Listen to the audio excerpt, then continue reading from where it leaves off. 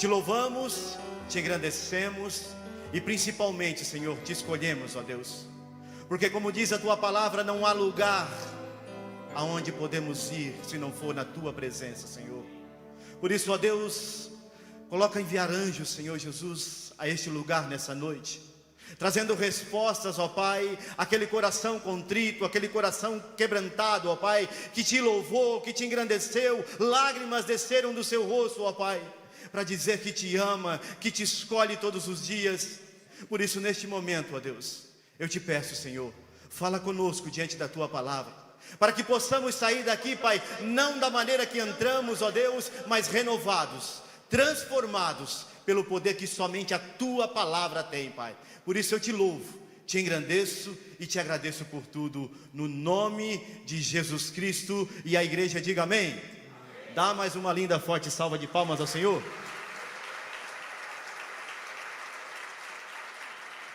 Glória a Deus. Boa noite, queridos.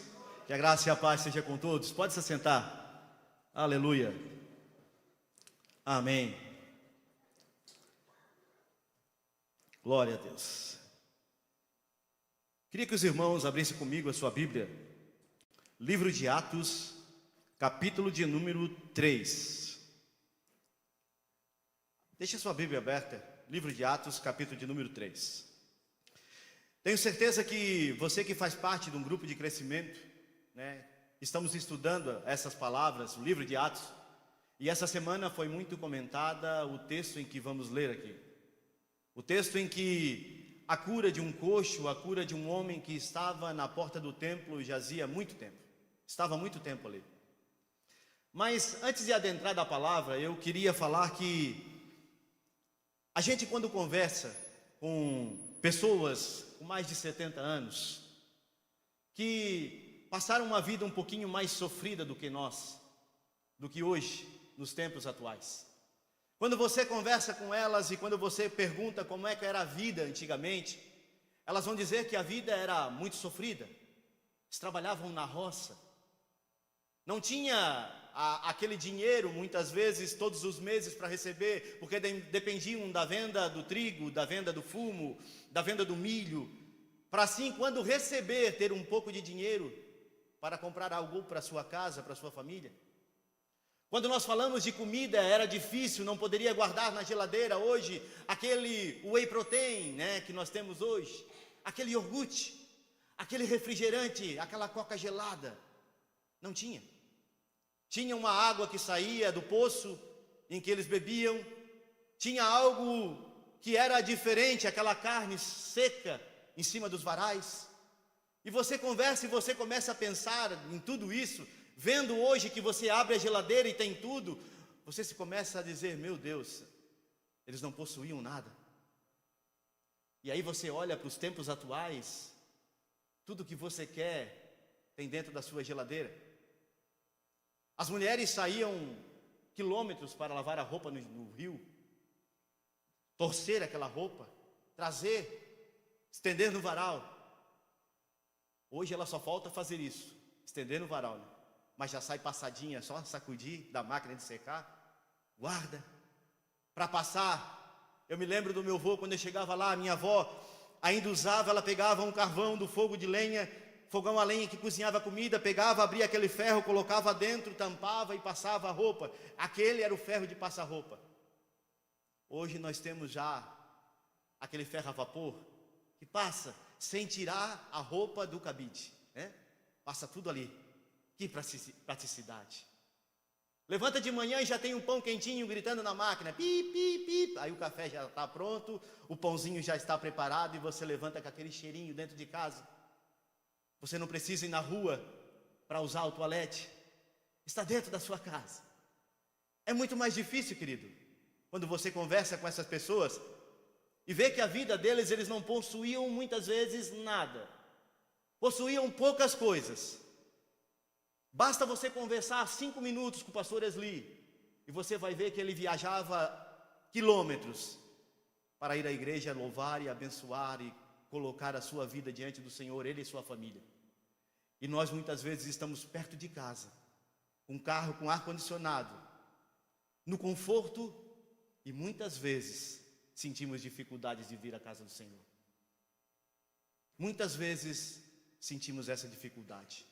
O que eu estou falando aqui para a igreja é que o que eles não possuíam, hoje nós possuímos. Se eu trouxesse aqui e chamasse os irmãos para fazer uma fila aqui e perguntasse para os irmãos o que o irmão possui, o irmão vai dizer: eu possuo um carro. Talvez o irmão vai dizer: eu possuo 2 casas, uma casa aqui, uma no Rincão, que eu passo o meu verão lá. Pastor, eu não possuo, não tenho uma casa, mas eu tenho um carro, pastor, um trabalho. Talvez eu não possuo casa nem carro, mas eu tenho uma família, pastor, abençoada. Eu estou querendo falar, querido, que não importa aquilo que possuímos, aquilo que temos, na verdade. Mas importa se você olhar lá atrás, o amor ao nosso Deus era semelhante ao amor que nós temos hoje, aqui, em tudo isso sobre as nossas vidas. Não importa se eles não tinham geladeira, mas eles levantavam pela manhã e adoravam e louvavam ao Criador. E nós muitas vezes, queridos, sentimos essa dificuldade de adorar e louvar o nosso Criador. Por isso, nessa noite eu quero mostrar diante desse texto. Você que participa do GC, você leu, releu e entendeu o milagre que aconteceu diante desse capítulo de número 3 do livro de Atos. Mas hoje nós vamos entender que não basta possuir carros, casas, bens materiais, se nós não estivermos à presença do Deus vivo e verdadeiro dentro de nós. Amém? Livro de Atos, capítulo de número 3, versículo 1, diz assim: Pedro e João subiam junto ao templo à hora da oração, a 9ª, e era trazido um homem que desde o ventre da sua mãe era coxo, a qual todos os dias punham à porta do templo, chamada Formosa, para pedir esmola aos que entravam no templo. O qual, vendo a Pedro e a João, que iam entrando no templo, pediu que lhe dessem uma esmola. Pedro e João, fitando os olhos nele, disse: olha para nós. E olhou para ele, esperando receber deles alguma coisa. E disse Pedro: não tenho prata e nem ouro, mas o que tenho, isso eu te dou. Em nome de Jesus Cristo, o Nazareno, levanta-te e anda. E tomando-o pela mão à direita, o levantou, e logo os seus pés se atelaram e se firmaram. Amém, queridos?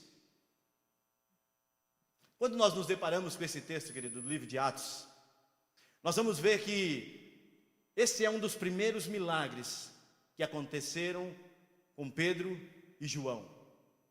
Primeiro milagre pós-ressurreição de Cristo, depois do Pentecostes. Nós que começamos a ler o livro de Atos no capítulo 1, você foi ver uma igreja que começa ali, após a ressurreição de Cristo. Após Cristo aparecer por 40 dias para eles, para aqueles irmãos que estavam ali sofrendo, angustiado por a perca do seu mestre. Mas se você voltar um pouquinho antes, você vai ver que eles viviam os milagres e benefícios que a palavra trazia junto com o seu mestre. Basta nós analisarmos a vida de Pedro e a vida de João, aquele que sempre estava do lado do Senhor, que colocava a sua cabeça no ombro, que sempre estava dizendo que era o mestre, aquele a quem ele mais amava. E Pedro, aquele que defendia Jesus Cristo, haja o que houver, ele estava pronto para defender. Mas Pedro passa por uma situação em que perguntaram para ele se ele era daqueles que seguiam o mestre, e ele nega Jesus. Por 3 vezes ele nega, e ele vê o seu mestre ser crucificado. Diante desse ato, querido, eles se trancam dentro do cenáculo após enterrar Jesus, angustiado, sofrendo pela perca do mestre em que eles seguiam. Maria, ao ir ao templo e depois ir ao túmulo, ver Jesus, ir lá em preparar o corpo, e de repente ela veja que a porta estava aberta, 2 anjos falaram com ela, e depois o próprio Jesus aparece para ela e diz: Maria, a quem procuras, Maria?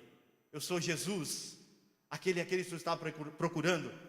Vai, diz aos meus discípulos e a Pedro que eu ressuscitei.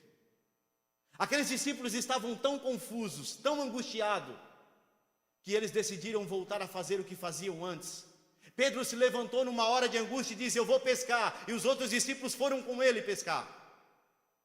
Imagina a tamanha aflição daqueles discípulos passando por todo aquele sofrimento. E de repente o mestre aparece na praia, oferece para eles, pede pão, pede peixe, não tinha. De repente eles vejam que é Jesus. Pedro nada até ele. Jesus abraça ele e diz: Pedro, tu me amas? Após ceiar, 3 vezes ele fala. Todo mundo conhece a história. E aqui começa uma história maravilhosa do começo da nossa igreja primitiva. Jesus diz: vocês vão a Jerusalém e ficai até ali, até que do alto sejais revestidos de poder. E eles ficaram ali, unânimes, mais de 120 pessoas, dentro daquele cenáculo, louvando e glorificando a Deus, esperando receber do Senhor aquilo que Ele havia prometido. Atos capítulo de número 2, a Bíblia diz que o Pentecostes, na festa de Pentecostes, estavam todos reunidos para louvar e engrandecer o nome do Senhor. De repente, línguas repartidas como de fogo. A presença de Deus inundou aquele lugar onde os homens estavam ali orando, clamando a Deus. Começaram a falar em outras línguas, as línguas dos povos que viriam a festas. E ali começa uma igreja de poder. Pedro, no seu primeiro discurso, 5.000 almas se convertem ao Senhor. E ali começa a igreja. Capítulo de número 3. Pedro e João se levantam pela manhã e a Bíblia diz que eles vão ao templo para orar. Porque o judeu orava 3 vezes por dia. A hora 9 era uma das horas em que eles faziam oração. E quando eles chegaram no templo, eles se depararam com aquela cena. Aquele homem que estava ali, posto desde a sua nascença, desde que nasceu ele era coxo dos seus pés, e os seus pais o levavam todos os dias no templo para pedir esmola. Querido, diante de tudo isso que eu falei para vocês, e diante do texto em que acabamos de ler, eu analisando o texto essa semana e vendo com os grupos de GC, a gente começa a analisar o texto e ver cada detalhe, cada posição da palavra do Senhor, cada acontecimento, cada vírgula que se acontece dentro da palavra do Senhor. E eu comecei a notar algumas circunstâncias, algumas situações que poderiam e hoje acontecem dentro de nós, que nós temos que mudar. A primeira, queridos, é acreditar no Senhor.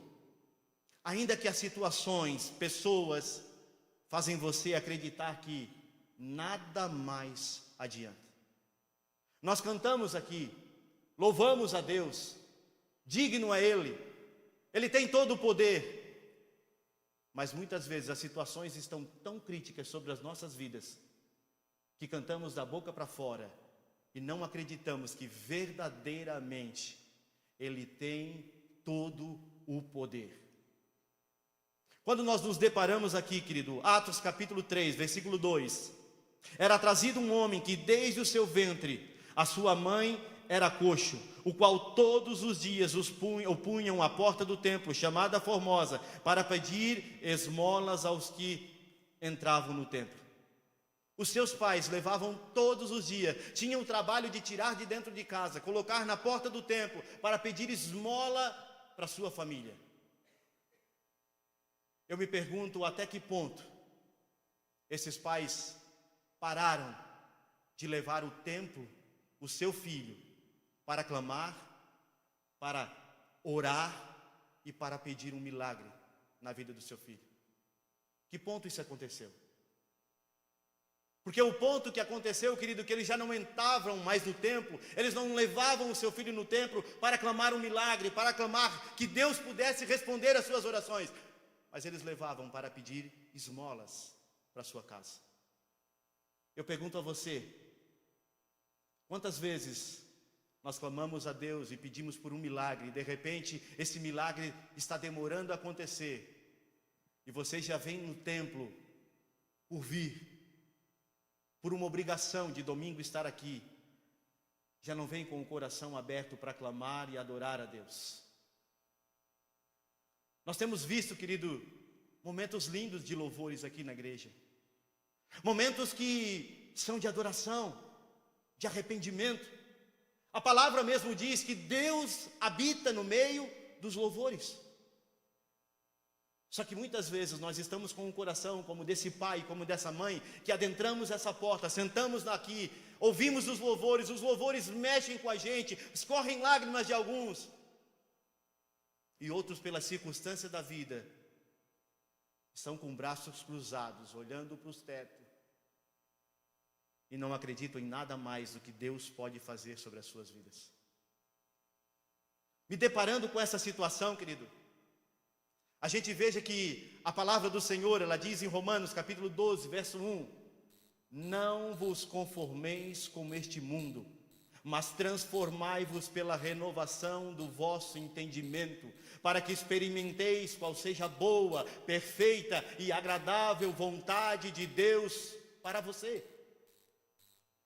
Se nós entrarmos na igreja, e pela circunstância da vida, pelos momentos que estamos passando, desacreditar no Deus Todo-Poderoso, naquilo que Ele pode fazer, e não renovar o nosso entendimento todos os dias, porque Ele é Deus todos os dias, não importa a circunstância, como diz aquele louvor, se Ele fizer, Ele é Deus, se Ele não fizer, Ele é Deus, se Ele me curar, Ele é Deus, se Ele não me curar, Ele é Deus, Ele vai continuar sendo Deus, amém? É isso. Mas aquele homem, aquela mãe, levavam o seu filho, porque já não mais acreditavam que Deus poderia realizar um milagre nas suas vidas. Todos os dias, querido, como nós acabamos de falar aqui, louvar a Deus, somos tentados a parar, a desistir, mas nessa noite, querido, eu creio que o Senhor está dizendo para você, que está aqui assentado nesse banco, coloque todas as suas ansiedades, expectativa, esperança, clamor nas mãos dEle. Porque você está diante do Deus Todo-Poderoso. O mesmo Deus que realizou milagre no passado. É o Deus de ontem, é o Deus de hoje e será o Deus de eternamente. O mesmo Deus. Ele não mudou. Pastor, mas o pastor não entende as circunstâncias que eu estou vivendo dentro da minha casa. Momento de enfermidade, momento de discórdia, desemprego. A palavra do Senhor, ela diz em Atos 3:4, que Pedro e João, fitando os olhos nele, disse, olha para nós. E aí vai uma pergunta para você, querido, e talvez um conselho. Não basta nós estarmos nos lugares santos, e o nosso coração e os nossos olhos estiverem fitos em outro lugar.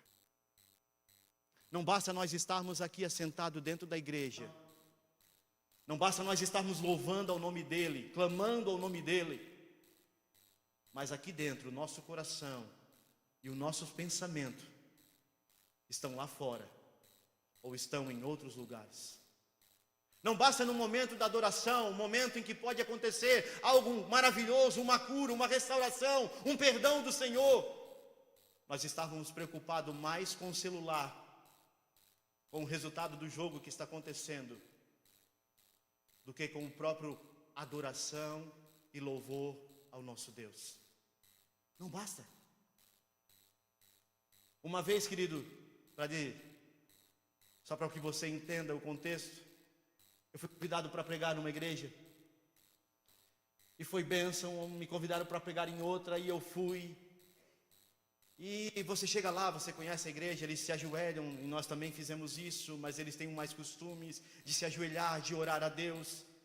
E eu cheguei naquele momento, e o louvor estava acontecendo, a menina estava cantando um louvor maravilhoso, um louvor grandioso, e eu me ajoelhei para orar antes de pregar a palavra, e de repente eu olhei para o lado, eu levantei, para ver se era aquilo que eu estava vendo. Eu levantei de novo e cheguei mais perto para olhar assim e ver se era aquilo que eu estava percebendo. As duas irmãs de joelho, vendo o livrinho do Avon e uma vendendo para a outra. Irmãos, é triste, porque é o momento em que os levitas se preparam, jejuam, se consagram.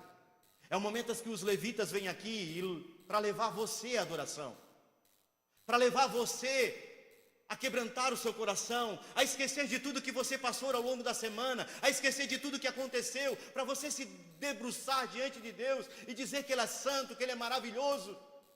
Mas nós muitas vezes estamos aqui, preocupado aqui com tantas coisas. O Senhor Jesus disse: qual de vocês que pode acrescentar um palmo à sua estatura? Nenhum de vocês. Por isso lancem sobre mim toda ansiedade, toda preocupação, porque eu cuidarei de vós. Então, querido, não basta nós estarmos num lugar de bênção, num lugar de adoração, mas se o nosso coração e a nossa mente não estarmos ali. Aquele menino estava num lugar de adoração, num lugar de bênção, num lugar que a poucos metros estava a Arca da Aliança, num lugar que a poucos metros estava o Santo dos Santos, algo que poderia mudar a sua vida, mas a situação era tão tensa, desacreditado, desconfiado de que nada mais poderia acontecer na sua vida. Ele estava ali somente para benefícios materiais e esqueceu que aonde ele estava existia um Deus que abriu o mar vermelho, que multiplicou, deu maná ao seu povo, que multiplicou a sua bênção sobre o seu povo, que fez uma nuvem de fogo durante a noite, uma nuvem durante o dia, cresceu roupas, sapatos, que fez milagres e maravilhas diante do seu povo. E tudo isso ele esqueceu, o pai e a mãe e ele, porque estavam no lugar onde era para estar, mas com um pensamento errado. Eu quero levar a igreja a refletir nessa noite que não basta nós estarmos na igreja, querido. Não basta nós vir aqui louvar a Deus da boca para fora. O Senhor está buscando verdadeiros adoradores, aqueles que adoram em espírito e em verdade. Amém? É isso que o Senhor está buscando de nós. Os últimos tempos estão chegando, você ouve isso, mas pastor, eu já ouço isso há 20 anos. Mas e se Ele vir amanhã, se Ele vir daqui a pouco? Você está louvando Ele verdadeiramente? Você está buscando Ele em espírito e em verdade? Ou você está dizendo, amanhã eu vou louvar, porque eu sei que hoje Ele não vai vir mesmo? Amanhã pode ser o seu último dia. Talvez hoje pode ser o nosso último culto, querido. E podemos estar com o Senhor, dependendo das nossas escolhas. Por isso eu quero dizer para você, não basta estar assentado no lugar de bênção, sem estar com o coração e com a mente voltado ao grande e poderoso Deus. Queridos, não tenha vergonha da situação que você está passando. Eu imagino esse menino sentado à porta do templo, desde pequenininho. A sua mãe parou de louvar, parou de clamar a Deus, colocavam ele ali para pedir esmola. E quando você passa no semáforo e você veja uma criança, dói. Porque naquele exato momento você olha para os seus filhos, você olha para os seus sobrinhos, netos, e você pensa que a dificuldade era tamanha, mas que o pai e a mãe colocaram uma criança para pedir esmola no fundo. E você se depara com aquela criança ali pedindo esmola. Mas agora eu quero que você reflita que muitas vezes, querido, quando o apóstolo Pedro e João chegaram para ele e diz, ele pediu uma esmola, o apóstolo Pedro e João, eles falaram assim, olha para nós, porque aquele menino estava com a cabeça baixa e com as mãos levantadas, porque ele recebia, mas não olhava por conta da vergonha de estar assentado ali na porta do templo. E nós muitas vezes, diante de situações que estamos passando, temos vergonha de falar para o irmão, de falar para um pastor, de falar para um culto, um grupo de oração. Viemos à igreja, mas não conversamos com ninguém.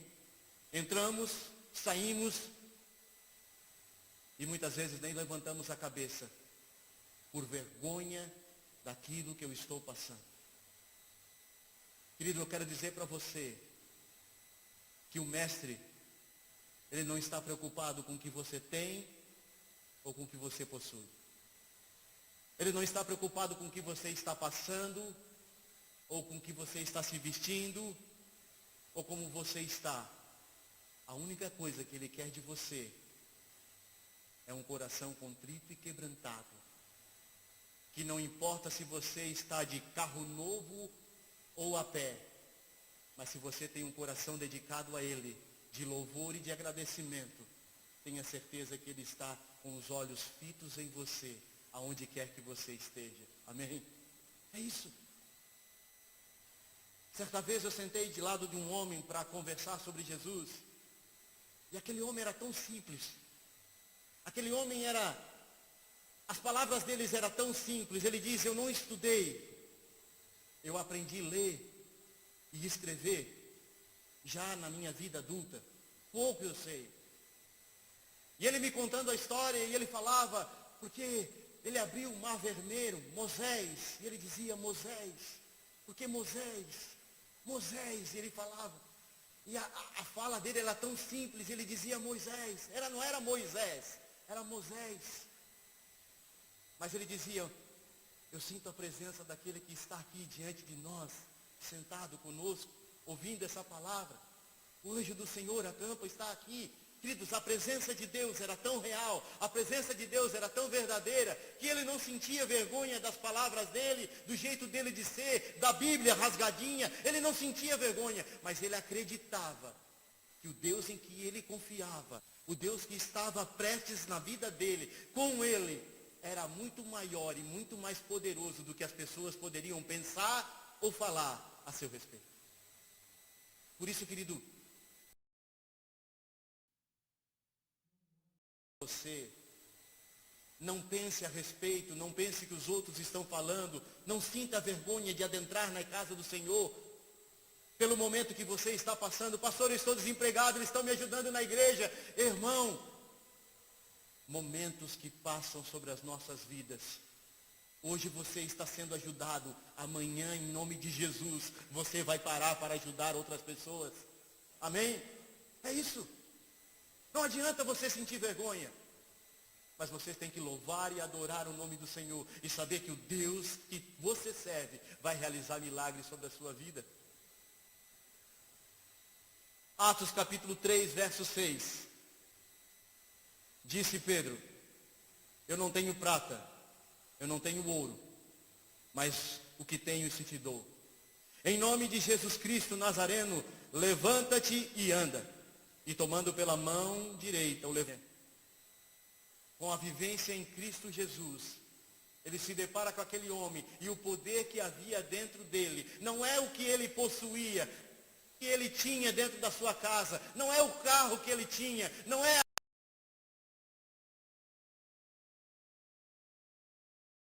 dele. Ele disse: eu não tenho prata, eu não tenho ouro, mas o que tenho isso te dou. Levanta-te e anda. Amém. E aqui vem algo para você. Nunca esqueça daquilo que você recebeu do Senhor. É porque Ele te preparou para que você possa dar a outras pessoas. Se você recebeu uma oração de cura, se coloque sempre vigilante para orar por outras pessoas, para curar. Se você recebeu ajuda financeira, se coloque sempre à disposição para estar prestes a ajudar quem necessita de ajuda. Se alguém te ajudou nos piores momentos da sua família, do seu casamento, e esteve ali do seu lado, se coloque de pé, porque você vai ser usado a repetir as mesmas coisas e ajudar outras pessoas nos mesmos sentidos. O Senhor nunca vai te dar que você não esteja disposto a entregar novamente para Ele. Por isso, tome cuidado naquilo que você está orando e pedindo. Porque o Senhor nunca vai dar para você algo que você está clamando ou pedindo, que você não esteja disposto a dar a Ele novamente. Abraão pediu um filho, Deus deu um filho. O filho que ele mais amava, o filho, aquele que mais orou, mais angustiou o seu coração pela oração. Mas de repente Deus pede aquilo que ele havia dado. Mas no momento em que ele ia sacrificar o seu filho, com um coração contrito, com um coração quebrantado, a palavra do Senhor diz que Deus proveu o cordeiro para o sacrifício. Amém, querido? Você está na casa do Senhor. E o nosso Deus já proveu o cordeiro pelo sacrifício da minha e da sua vida. O mesmo poder que Pedro tinha sobre a sua vida, nós temos. O mesmo poder que Pedro tinha sobre a sua vida. Que poder é esse, pastor? Era o poder que aquele que nós vimos nos filminhos, tirar a espada e dizer eu tenho a força? Não. É o poder do perdão. Porque mesmo enganando, mesmo negando, ele foi perdoado e estava disposto a amar o Senhor, não importa as dificuldades. E diz a palavra que quando Pedro morreu, ele foi crucificado de cabeça para baixo, por não se achar digno de ser crucificado igual ao seu mestre. Amém, queridos? Nós temos o mesmo poder. Você possui as mesmas coisas que Pedro possui. Você serve ao mesmo Deus que Pedro servia. Você tem o Espírito Santo sobre você, o mesmo Espírito que estava sobre a vida de Pedro. Mas a diferença é acreditar, crer que o mesmo Deus pode fazer milagres e maravilhas sobre a minha casa, sobre a minha família e sobre a minha vida. Amém, queridos? Eu queria que a igreja se colocasse de pé. Eu queria chamar os músicos aqui.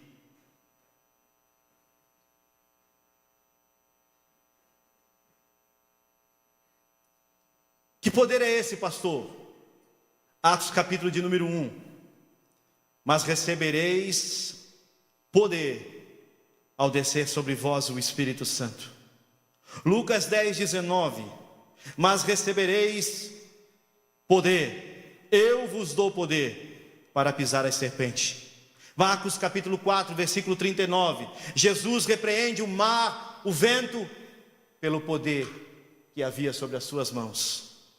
1 Coríntios capítulo 4, versículo 20. Porque o reino de Deus não consiste somente em palavras, mas em poder. Amém? Em poder. Não é somente em palavras, mas em poder. Nós estamos aqui no culto de quarta-feira. Os pastores estão aqui orando por cura, milagres e maravilhas. Talvez você não consiga vir no culto de quarta. Talvez algo impeça você. Mas nessa noite, eu queria orar por você, por aquilo que você tem clamado, por uma cura, por um milagre sobre a tua vida, por algo que você tem pedido a Deus, que está afligindo o seu coração, que está te angustiando. Eu quero que você saia do seu lugar, e eu quero que você venha aqui na frente. E os Pedros de hoje em dia, que são os pastores que estão aqui, os Joãos,